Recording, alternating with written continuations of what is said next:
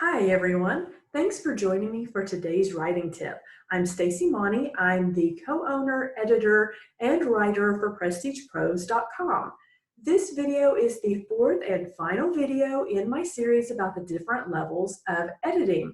At Prestige Prose, I do developmental editing, line editing, copy editing, and proofreading. There are other levels, but those are the four that I tackle.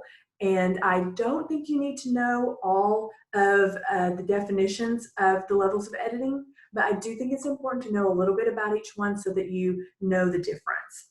Today, I want to talk about proofreading. Proofreading is the last step in the editing process, and it consists of correcting errors to a manuscript after it's been copy edited. So this is right before you go to print. And it is a correction. It's not a revision at this point. So a proofreader is only looking for things like typos, errors and mistakes in grammar, spelling, and spacing. So it's really difficult to proofread your own work because our brains play tricks on us. We read what the text is supposed to say rather than what it actually does say because we know what we meant to write. I have an example to show you. So I'll share my screen here.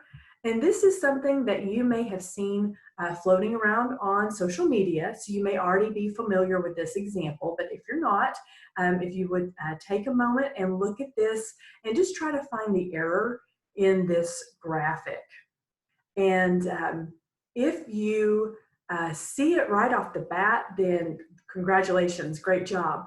But this graphic shows how our brains play tricks on us because the numbers are in a light color, they're on a darker background, and our brain is tricked into thinking the numbers are the most important part of this graphic, but they're actually not. The error is in the words, not in the numbers.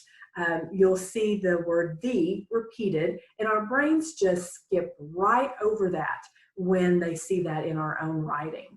And like I said, if you did catch that right off the bat, then great job. This is why, though, as an example of why it's so important to have someone else read your work for typos. As a professional editor who hasn't read your project before, I would have no preconceived notions about what your text is supposed to say, as opposed to what you meant to say. So I have to have someone read my own writing as well. It's just something about the way our brains work. So just keep that in mind when you get ready to publish. Make sure you do have someone else read your work for typos before you go to print.